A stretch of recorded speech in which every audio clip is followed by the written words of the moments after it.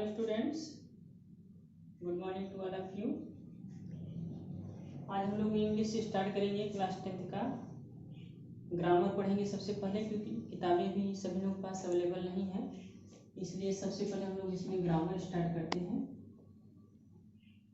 ठीक, और एक बात और कि किताबें जो आप लोगों को लेनी है, जो प्रेस्क्राइब है आप लोगों को लेने के लिए, वह है आपका बुक आपको लेना है बालाजी का, बालाजी पब्लिकेशन। ओके, यही किताब आपको प्रेस्क्राइब किया गया है। इस किताब को आप सभी लोग जल्दी से ले लीजिए, ताकि हम लोग टेक्स्ट बुक भी पढ़ेंगे, और इसके पहले तब तक हम लोग ग्रामर में पैसिव वॉइस स्टार्ट करते हैं। हम लोग पैसिव वॉइस,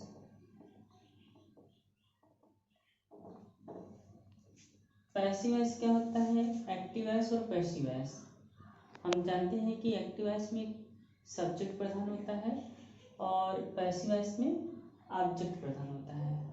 मतलब क्या होता है, जब हम किसी कार्य को, किसी वाक्य को एक्टिव से पैसिव में चेंज करते हैं, बदलते हैं, तो ऑब्जेक्ट को हम सब्जेक्ट के रूप में रखते हैं और सब्जेक्ट को ऑब्जेक्ट के रूप में रखते हैं। ठीक है, अगर कोई ऑब्जेक्ट नाउन है तो उसको हम सब्जेक्ट के रूप में उसी तरीके से रख देंगे, अगर प्रोनाउन है तो उसको हम नॉमिनेटिव केस में बदलेंगे। इसलिए सबसे पहले हम क्या सीखेंगे? केस। केस क्या होता है, कितने प्रकार के होते हैं, इसका एक हम लोग चार्ट तैयार करेंगे, ताकि चीज़ें समझने में आसान हो कि किस प्रोनाउन का कौन सा केस होता है, किस पर्सन में होता है। यह अगर इतना मालूम रहेगा तो इसको हम पैसिव वॉइस बनाते हुए भी समझ सकेंगे, और जब नरेशन आगे हम पढ़ेंगे तब भी उसकी जानकारी हम आसानी से ले सकते हैं। इसलिए सबसे पहले हम केस देखेंगे। केस जो होता है, इसको हिंदी में जनरली हम लोग बोलते हैं कारक। ठीक है, case is of 3 types. Case आपका 3 प्रकार का होता है, और केस को हम पर्सन में बांट देते हैं इस तरीके से।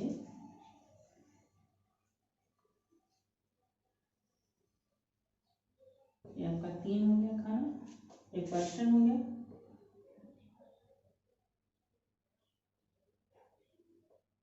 First person. फर्स्ट पर्सन में आई और बी आता है। ठीक है, इस तरीके से हो गया, इसको लिख देंगे फर्स्ट पर्सन। सेकंड पर्सन की बात करेंगे हम लोग। सेकंड पर्सन में 3 आता है आपका। सेकंड पर्सन की जब बात करेंगे, सॉरी, सेकंड पर्सन को ले आता है आपका यू। फिर हम थर्ड पर्सन की बात करेंगे। थर्ड पर्सन, इसमें 4 आता है आपका ही, सी, इट और दे। ठीक है, ये फर्स्ट पर्सन क्या होता है? First person, second person, third person होते क्या है? प्रोनाउन होते हैं। प्रोनाउन क्या होता है?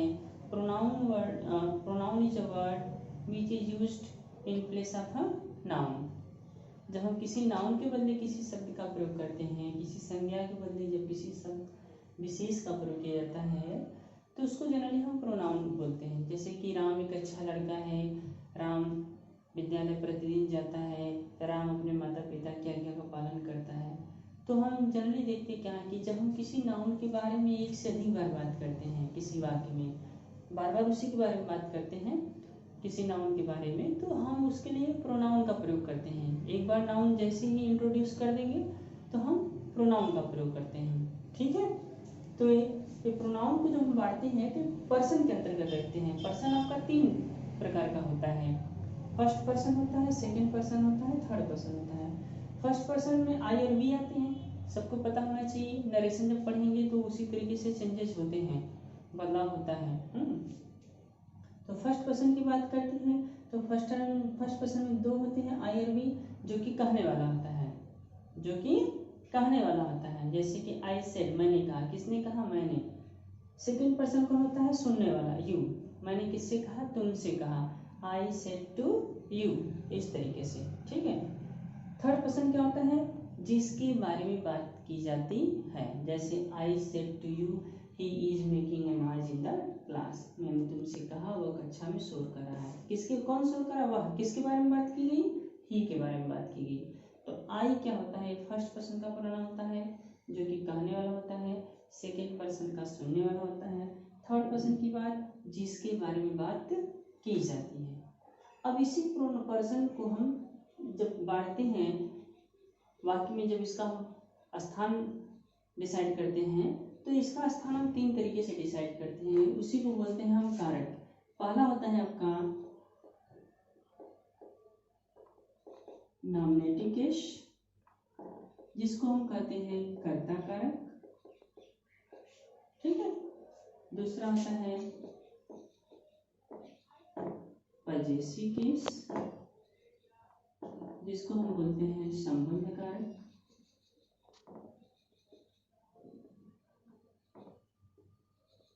ओके। थर्ड होता है आपका ऑब्जेक्टिव केस, जिसको कहा जाता है कर्म कारक। ओके, ये 3 होते हैं आपके। नॉमिनेटिव केस को हम जनरली देखते हैं कि इसको कहा जाता है, एक और नाम से जाना जाता है, इसको कहते हैं, कभी कभी हम देखते हैं कि कुछ किताबों में लिखा रहता है सब्जेक्टिव केस, या सब्जेक्टिव केस, जिसको कर्ता कारक। मतलब जब हम किसी प्रोनाउन को सब्जेक्ट के रूप में रखते हैं, कर्ता के रूप में रखते हैं, तो नॉमिनेटिव केस में होता है। जब हम किसी वस्तु या व्यक्ति से संबंध बताते हैं, जैसे यहाँ पे सब्जेक्ट के रूप में हो गया I am going to school, तो आई क्या हो गया, सब्जेक्ट हो गया। फिर जब हम किसी प्रोनाउन का प्रयोग पजेसिव केस के रूप में करते हैं, तो पजेसिव केस क्या होता है, यह प्रोनाउन किसी वस्तु या व्यक्ति के साथ संबंध बताता है।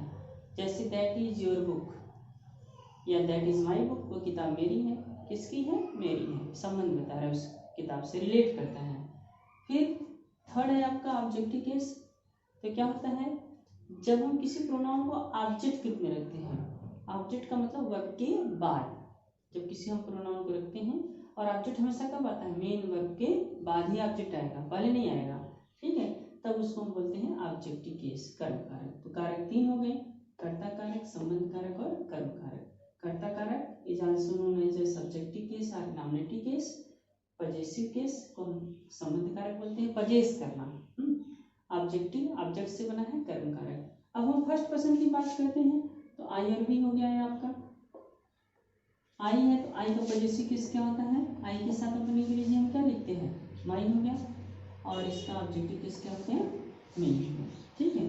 फिर उसी तरीके से वी है, वी के साथ अपनी अंग्रेजी क्या होती है, अवर हो गया, इसका ऑब्जेक्टिव केस क्या हो जाएगा, आश हो जाएगा, ठीक। उसी तरीके से हम यू की बात करते हैं, यू, यू, तो इसका हम जब पजेसिव प्रोनाउन लेंगे तो क्या हो जाएगा, योर, यू के साथ अपनी अंग्रेजी क्या होती है, योर होता है, और इसका ऑब्जेक्टिव केस भी यू होता है। मतलब हम दोनों देख रहे हैं कि इसका नॉमिनेटिव केस भी होता है, इसका ऑब्जेक्टिव केस भी यू होता है। तो कैसे जानेंगे कि ये नॉमिनेटिव केस के रूप में प्रयोग है कि ऑब्जेक्टिव केस के रूप में प्रयोग है, तो हम अगर वाक्य में क्रिया के पहले आया है तब तो नॉमिनेटिव केस में है, अगर वो क्रिया के बाद आया है, मेन वर्ब के बाद आया है, तो ऑब्जेक्टिव केस में है, ठीक। उसी तरीके से हम बात करेंगे ही की, ही आपका सब्जेक्ट हो गया, तो इसके साथ अपनी अंग्रेजी क्या होती है, इसका पजेसिव प्रोनाउन हिज होता है, और इसका ऑब्जेक्टिव केस होता है हिम, ठीक। उसी तरीके से सी है, सी हो गया, इसका ऑब्जेक्टिव केस क्या हो जाएगा, पजेसिव केस हर हो जाएगा, और इसका ऑब्जेक्टिव केस भी हर होता है, ठीक है। उसी तरीके से इट है, ये किसी वस्तु या के लिए प्रयोग करते हैं, तो इट है, इट या किसी निर्जीव वस्तु के लिए, तो इसका पजेसिव प्रोनाउन हो गया इट्स, क्या हो गया, इट्स हो गया, और इसका जो ऑब्जेक्टिव केस हो गया इट हो गया, ठीक। और लास्ट है आपका दे है, देखो हम प्लूरल मानते हैं, तो इसके साथ अपनी अंग्रेजी क्या होती है, दियर होता है, THEIR होगा, और यहाँ पे इसका हम जब ऑब्जेक्टिव केस लेंगे तो देम, दे, दियर, देम, ठीक।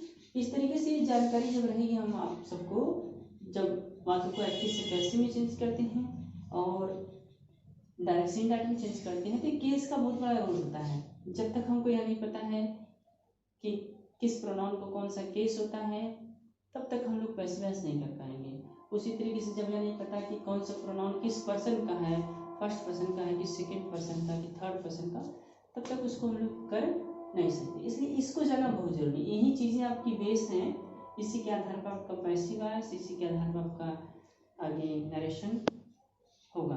ठीक है। और दूसरी चीज़ कि जब हम पैसिव वॉइस स्टार्ट करेंगे तो पैसिव वॉइस होता क्या जनरली, हमने ये तो बता दिया कि एक्टिव वॉइस में क्या होता है, पैसिव वॉइस में क्या होता है। पैसिव वॉइस है क्या, passive voice is a kind of transformation होता है। ट्रांसफॉर्मेशन मतलब समझते हो, ट्रांसफॉर्मेशन का मतलब होता है कोई अगर वाक्य दिया गया है, उस वाक्य को हम इस तरीके से ट्रांसफॉर्म कर देंगे, बदल देंगे कि उसके अर्थ में, उसके मीनिंग में कोई चेंजेस नहीं होगा, उसके अर्थ में कोई परिवर्तन नहीं होगा, केवल उसके वाक्य के, उस वाक्य के आकार में परिवर्तन होगा, उसके रूप में परिवर्तन होगा, उसके स्ट्रक्चर में परिवर्तन होगा, लेकिन उसके मीनिंग में कोई परिवर्तन नहीं होगा। जैसे श्याम ने मुझे एक किताब दिया, श्याम ने मुझे एक किताब दिया, तो हम इसको ऐसे भी कर सकते हैं, मुझे एक किताब श्याम के द्वारा दी गई। उसी तरीके से मैंने आम खाया, मेरे द्वारा आम खाया गया, मीनिंग एक ही। ठीक है। वह एक गाना गाती है, एक गाना उसके द्वारा गाया जाता है। तो ये passive voice is kind of transformation. आगे जब हम लोग पढ़ेंगे हायर क्लास में, तो क्लास 12th में, तब हम देखते हैं कि इसमें पैसिव वॉइस का प्रयोग होता है। ट्रांसफॉर्मेशन में टॉपिक आता है पैसिव वॉइस। ट्रांसफॉर्मेशन का जनरली जो अर्थ होता है वही होता है कि ट्रांसफॉर्मेशन क्या है, to change the shape of a sentence from one grammatical portion into another grammatical portion without changing its meaning is called transformation. दूसरा डिफिनीशन क्या है, दूसरा डिफिनीशन कई तरीके से डिफाइन हम कर सकते हैं। दूसरा डिफिनीशन है to change one parts of speech into another parts of speech without changing its meaning is called transformation। उसमें कई सारी विधियों का प्रयोग होता है, पैसिव वॉइस भी उसी में से एक है जिसका हम लोग अध्ययन करेंगे। Okay students, it is all about for today. आज के लिए इतना ही। पहले इसको आप लोग एकदम रट लीजिए, याद कर लीजिए, ताकि जब हम लोग पैसिव वॉइस में चेंज करें तो हम देखें कि सब्जेक्ट क्या है तो उसका ऑब्जेक्टिव केस क्या होता है, ऑब्जेक्ट है तो उसका सब्जेक्टिव केस क्या होता है। ठीक है, यह जानेंगे। फिर इसके बाद हम टेंस वाइज हम लोग कल से स्टार्ट करेंगे। ठीक है, इसको आप लोग कापी पे नोट कर लेंगे। ग्रामर की एक अलग से कापी होगी, उस पर आप लोग नोट करते जाइएंगे। और थोड़े समय के बाद हम लोग फिर किताब भी पढ़ेंगे, और किताब आप लोग ले लीजिए। बुक है आपका बालाजी पब्लिकेशन का, यही बुक आप लोगों के लिए प्रेस्क्राइब है, ताकि जल्दी से जल्दी आप लोग बुक ले लें तो हम क्लास भी स्टार्ट करेंगे।